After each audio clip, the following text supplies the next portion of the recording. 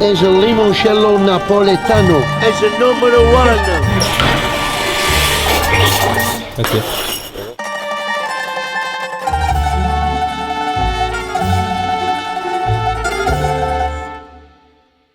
Welcome to another episode of Chopstick Travel. My name's Luke Martin, and today we are so excited to announce that we are in Italy. We are in the city of Naples, otherwise known as Napoli. This is the birthplace of pizza, among other things. This is a serious foodie city, and this is our first time here. We are super pumped today. We've got a lot planned. We're going to be visiting fish markets. We are going to be eating some Italian street food, and of course, we are going to be eating some delicious pizza. So let's just get started.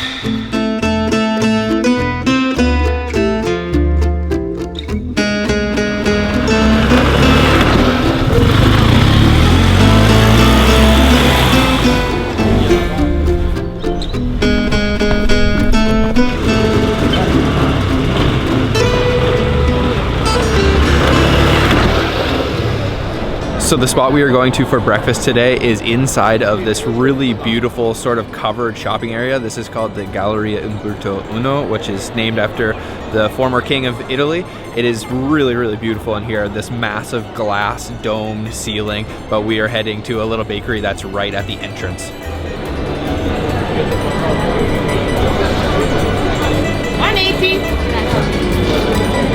So I wouldn't say Italians are big on breakfast per se. They usually like to just have something light, and that's why we are having this. This is called the sfogliatella, which is a pastry. You can see like multiple layers there. It's been coated in a little bit of powdered sugar, and then the inside has sort of a mixture of ricotta cheese with some sugar. It is fresh out of the oven. It's kind of burning my hand actually. So let me rip this open if I can.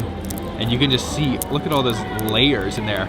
And it sounds super, super crispy. Okay, wow. This is really, really hot. Wow, let's try it.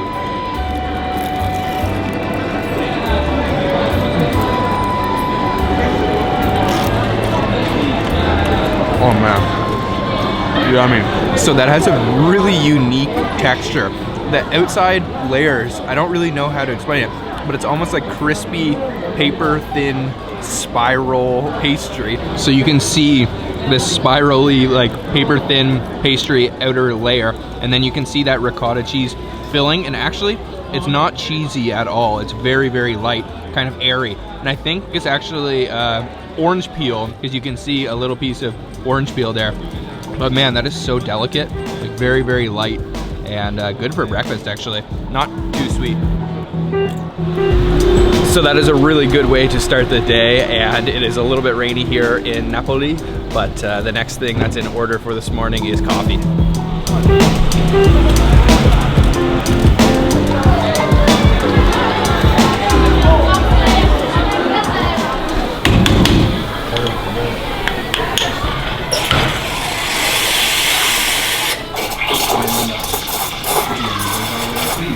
Okay.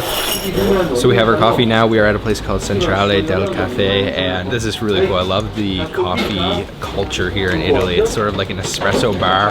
I got myself just a regular cafe. If you ask for cafe, that means you're going to get an espresso. So you can see it's a small cup, and then they don't even fill it like just a quarter full. Oh yeah. So I've ordered myself a macchiato, and it's right here. You can see it actually just has some steamed milk on top. It's almost the exact same as an espresso, but you get a little bit more in there because of that milk. Oh wow. So it's still quite strong. It's basically as strong as an espresso, but it's got a little bit of a thicker texture to it. It's not so sweet. It's really good. That was some seriously good espresso. It is really coming down out here, but we are all fueled up, ready to take on the day. We are heading now to a fish market.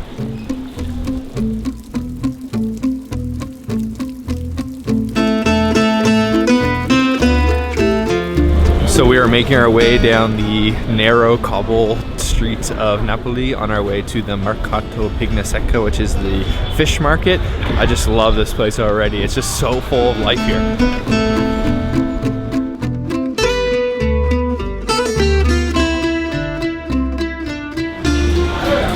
So directly inside the fish market there are a couple little restaurants, and one of them is serving just like street food style fried fish. So there are tons of different things in my little cone here. I can definitely see some shrimp, some squid, calamari there, and then I saw him put a couple other things, some like fried anchovies underneath, and some just cod, I think, and salmon. So you can see actually behind me here too, there is just all of the fresh seafood, so you know that this stuff is going to be fresh and good. I'm going to go in and just try a shrimp by itself.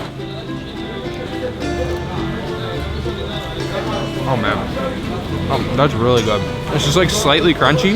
There's sort of like the deep fried layer, and then the actual shell of the shrimp, and a little bit salty, but very, very fresh and good. Let's try the calamari next, the squid.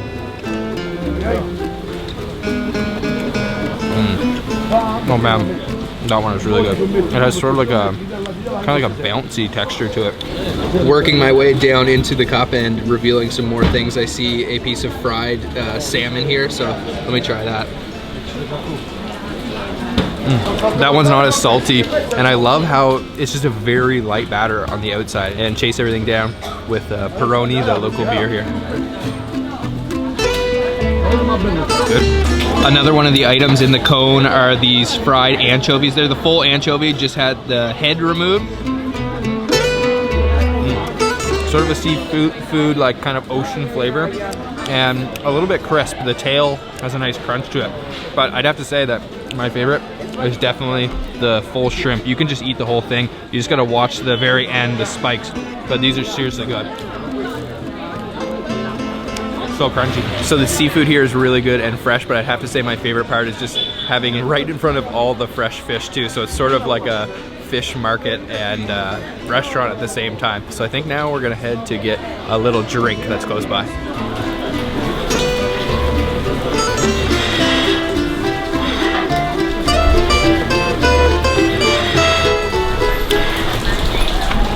We are just making our way to our next stop and just taking in the city.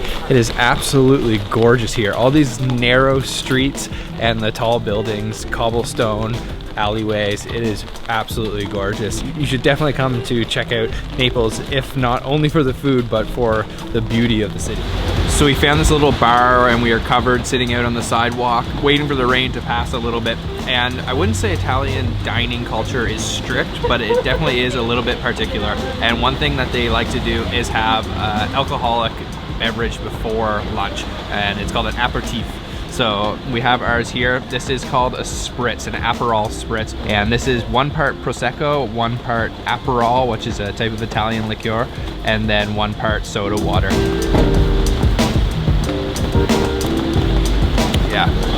Oh, it's not very strong actually. It's got a carbonation to it from that soda water. The Aperol is a type of liquor that's made with rhubarb. So it kind of almost has a little bit of a slightly bitter sort of fruity flavor. And then a little bit of Prosecco, like a little bit of wine flavor too. So it's kind of thick, almost syrupy, but really good, a little bit sweet. Yeah, and that'll lead us nicely into lunch later. So we're gonna finish our spritzes off and then head to dinner. Hopefully this rain passes soon.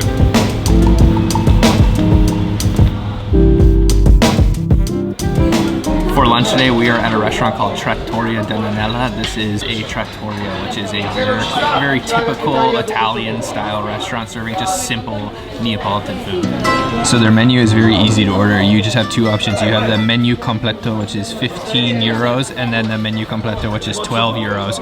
If you order the 15 euros, you get to pick one of all of these different sections. So you get one from the first dishes here, one of the second dishes, one side dish, and then also with some fruit. So I think I'm going to get the 15 euro complete menu, get one of everything.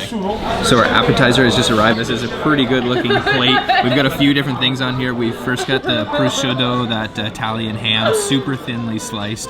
A nice little ball of fresh mozzarella there.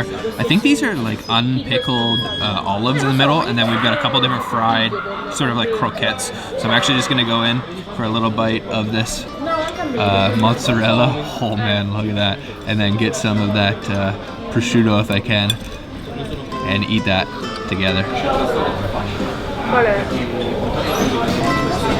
Oh, that mozzarella is almost like juicy in the middle. It's like really, really liquidy. And then also the prosciutto has a little bit of a sort of saltiness to it, but also just a natural sort of pork ham flavor. You can just see the juice on the inside. Look at that. It's almost like milk. Let's try one of these. I think these are olives, like unpickled olives. Maybe it is still pickled, but just very lightly pickled. Oh, that's quite juicy too. I'm gonna break into this fried item here. I'm not exactly sure what we've got here. Oh, it looks like this is just a big chunk of fried mozzarella. Look at that. Wow. Oh man. Oh, it's a little bit oily, and because it's been cooked, the cheese is a little bit melty on the inside, really kind of gooey. That is seriously good. Finished off with our appetizer. That was really good. We just got ourselves a bottle of the house red wine, which is really cheap. I think it's only like €3. Yeah, that's good. Nice and cold too. We are waiting for our first course to arrive. Okay, my first dish has arrived. This is the pasta dish, and just check this out. This is absolutely beautiful. This is the Pinet classic style. So these nice pasta Pinet underneath here, and then with fresh tomatoes from Mount Vesuvius and a little bit of fresh basil as well. It just looks simple, but really delicious. Make sure I get everything in my first bite. Get a full tomato, get some of that Pinet, and let's try that. It is all about those tomatoes. Those are so ridiculously juicy, nice and tart, almost like a little bit acidic or sour. And then I think a lot of people in America or Canada would consider that pasta is undercooked because it's very al dente. It almost has like, not a crunch, but it definitely has a little bit of a hard bite to it, but it is perfect. That is how they do it here in Italy, and that is how I like it. And then with a fresh hint of basil too. Oh man, but really, those tomatoes are the highlight.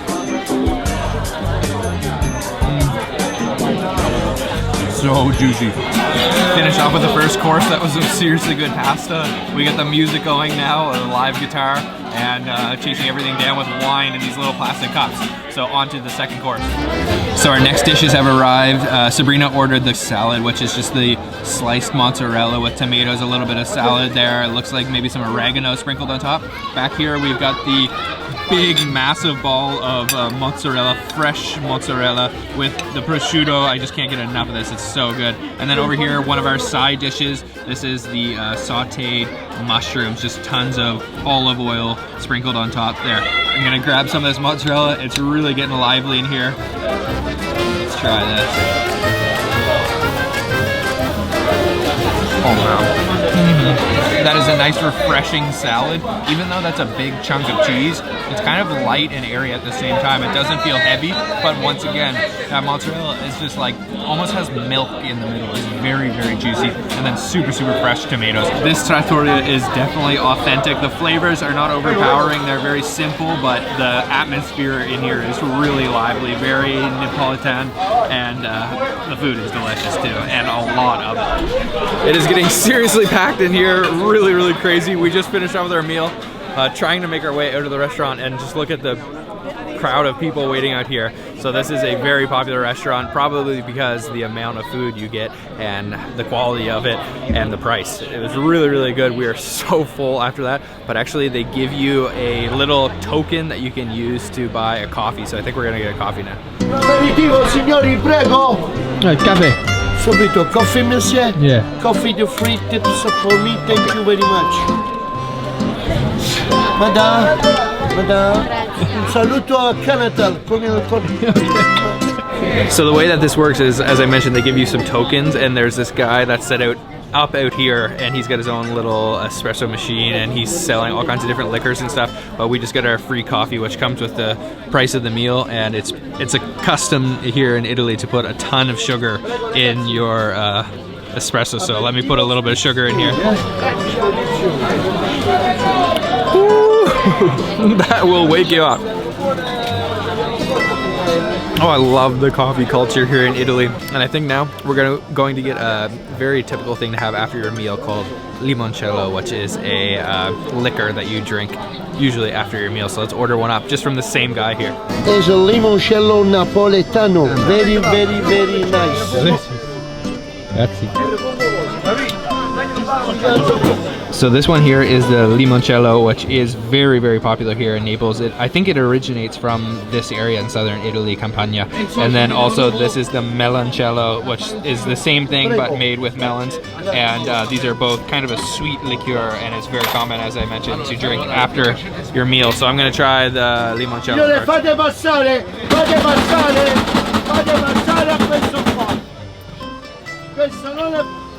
Crazy atmosphere, as I mentioned, here in Napoli. It almost has like an anise or like a licorice flavor to it, and a little bit of lemon zest. Let me try the meloncello.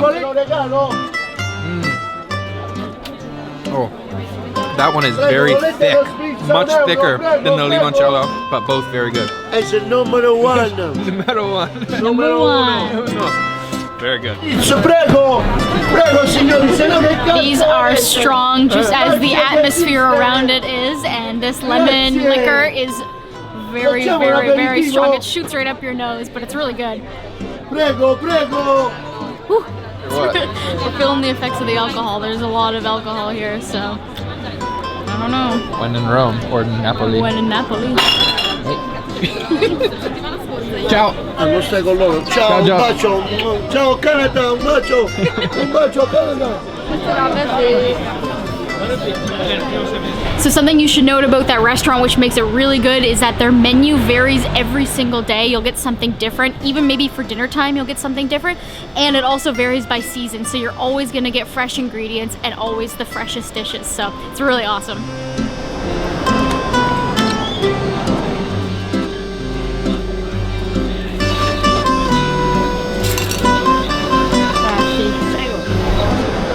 As an ice cream lover, we had to come and get gelato. Gelato is like the pinnacle of all ice cream in the world. It's super creamy, and of course Italian gelato is the best. So what we got was vanilla with chocolate chips and pistachio, and we also got a dark chocolate gelato. So we're gonna try it out now. Oh wow, the vanilla flavor is really strong, but that is so creamy. Wow. Oh my gosh. I love gelato. Now for the chocolate. I think this is gonna be really strong. Oh yeah. Wow, really strong on the cocoa flavor. Kind of like really dark chocolate. That is awesome. So they give you an ice cream cone, and I'm gonna make my very own by scooping. And I'll go for half and half. Perfect balance between vanilla and chocolate. Delicious. Now let's try the cone. Fresh, sugar coated, delicious. There's actually like a little bit of icing sugar sprinkled on top. That's awesome.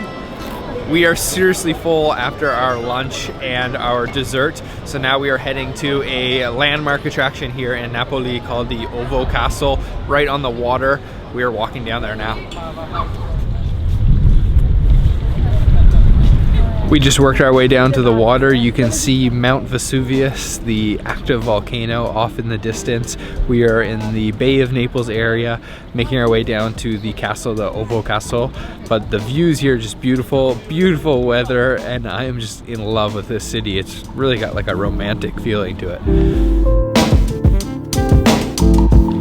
So we're here at the Ovo Castle, and this is a seaside castle. It's really nice to just come and explore the tunnels and the different alleyways that wind along the castle. There's actually a museum exhibition going on right now in the middle, so you have to pay to get in, but it's free to just come and walk around. So we are finished at the Ovo Castle now. This place is really beautiful, and as Sabrina mentioned, it is free, so I definitely think it's worth a visit. The views are just incredible of the Bay of Naples from here. So we are going to make our way now towards a restaurant to have pizza, of course. So we're here at the pizza restaurant now, and there are literally probably thousands of pizzerias in Napoli alone, and we had a really hard time deciding exactly what one we wanted to try. Lots of famous ones, famous for different reasons, making really unique pizzas, also making the original margherita, but the one that I decided on is this one here. This is Pizzeria Antica da Michele, and this is a really popular restaurant, probably the most popular pizzeria in Naples. Famous people like to eat here, including my idol, Anthony Bourdain. So it's really raining out now. We're going to go inside and order ourselves up a pizza. So we're here off hours on a Monday. It's totally packed outside. We're waiting in line, but you do need to go inside first and get your number. Tell them how many people you are having, and then go back outside and wait for your number to be called. I know.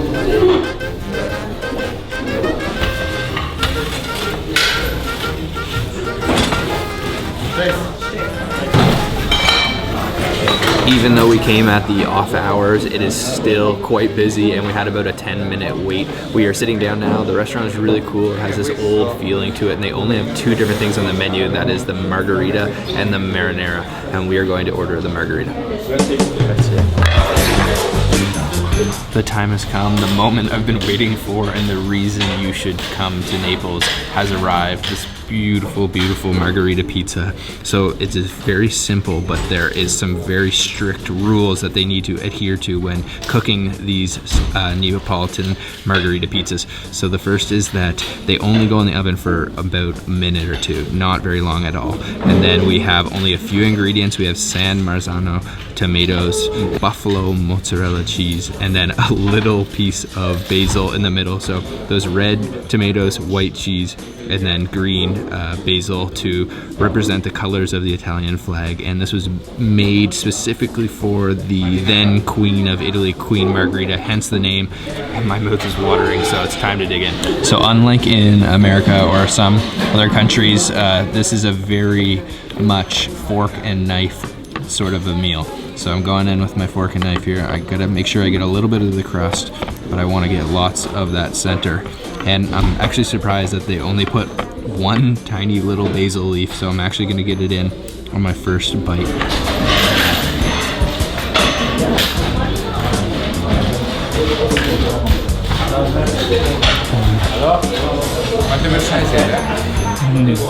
Instantly, just the flavor of those tomatoes just coats your mouth. It's such an amazing flavor, those tomatoes. It's kind of like a tart, sour, acidic tomato flavor, and then a little bit salty, really light cheese flavor, not overpowering whatsoever. I really couldn't taste the basil in there. I think it was too small. I'm just gonna go in strictly for some of the center here, and just look at all the oil on top. It is very, not soggy, but I would say it's almost like a little bit soupy. And that is how they make the pizzas here in Naples, the birthplace of pizza. It doesn't get better than this, people.